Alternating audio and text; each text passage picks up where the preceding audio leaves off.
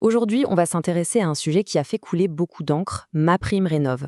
On va décortiquer ensemble l'effondrement assez soudain de ce qui était pourtant un programme environnemental phare en France. Alors, de quoi on parle exactement? Eh bien, pendant des années, ce programme MaPrimeRénov' a vraiment injecté des milliards et des milliards d'euros, tout ça pour améliorer l'efficacité énergétique des logements en France. Une ambition énorme. Et puis, tout à coup, à l'été 2025, paf! Sans crier gare, le programme est stoppé net, interrompu brutalement. Bon, la version officielle, c'est juste une pause temporaire.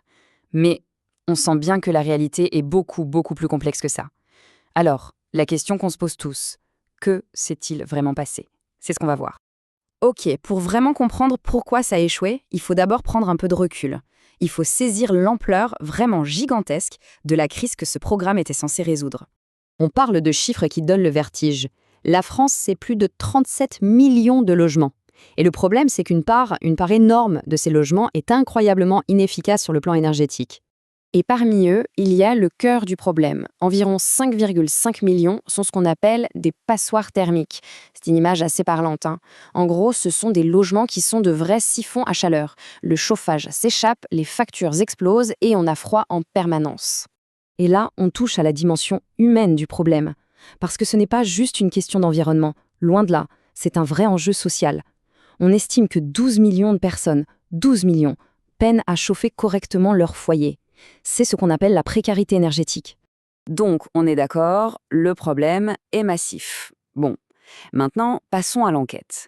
Le premier indice, la première piste qui explique cet échec, elle se trouve dans l'outil même qui servait à mesurer tout ça.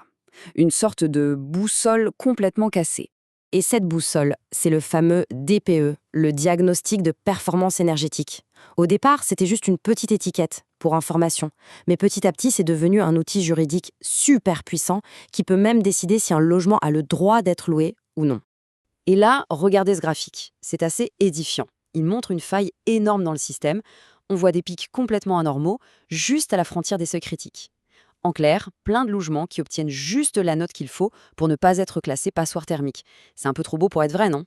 L'explication, c'est qu'il n'y avait pas assez de contrôle, ce qui a ouvert la porte à des diagnostics, disons, de complaisance. Bref, la boussole était faussée dès le début.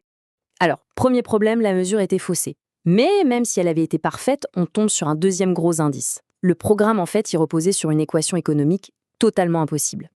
Le voilà, le point crucial. Une rénovation, ça coûte à peu près la même chose partout en France, disons 40 000 euros. Sauf que, à Épinal, par exemple, ça représente quasiment 30% de la valeur de la maison. Le retour sur investissement, il va prendre 15-20 ans. À Paris, c'est même 40 000 euros, c'est moins de 5% de la valeur du bien. Le calcul est vite fait. C'est une inégalité territoriale immense que le programme a complètement zappé. Troisième et dernier indice, et pas des moindres, l'expérience vécue par les gens. Et là, on ne parle plus de boussole cassée, mais carrément d'un labyrinthe, un vrai cauchemar bureaucratique. Imaginez la scène. On veut de l'aide. On se dit « chouette ». Mais au lieu d'un guichet unique, simple, on se retrouve face à ça. MaPrimeRénov', les CE, France Rénov', l'ANA, les aides locales, les prêts éco-PTZ. C'est un millefeuille administratif incompréhensible. Un dédale où chaque agence a ses propres règles, ses propres formulaires. De quoi devenir fou. Et le résultat de tout ça, il est résumé en une phrase par un propriétaire qui sortait d'une réunion d'information. Je cite « Franchement, j'ai rien compris. Tout est dit. Le système était tellement complexe qu'il a fini par décourager ceux qu'il devait aider. » Bon, on a nos trois indices, une boussole cassée, une équation économique qui ne tient pas la route et un labyrinthe administratif. Quand on met tout ça bout à bout, le verdict final devient limpide. Parce qu'au final, la vraie question c'est où est passé tout cet argent? Eh bien regardez, 86% des aides, c'est énorme, ont financé ce qu'on appelle des monogestes, en gros des petites rénovations, un changement de chaudière par-ci, une isolation de comble par-là, des choses qui ne règlent absolument pas le problème de fond des passoires thermiques. C'était littéralement jeter de l'argent sur des pansements plutôt que de soigner la plaie. La conclusion de l'analyse qui a inspiré ce décryptage est brutale. Il qualifie le programme de, je cite, « un bullshit à 8 milliards d'euros ». C'est cash, mais ça résume bien l'idée. Les fonds ont été aspirés par un système totalement inefficace jusqu'à ce qu'il n'y ait tout simplement plus rien dans les caisses de l'État. Ok, critiquer c'est bien, mais proposer des solutions, c'est mieux. L'analyse ne s'arrête pas au constat d'échec, elle propose une voie pour reconstruire. L'idée, c'est de repartir sur des bases saines. D'abord, un outil de mesure qui soit enfin fiable et constant.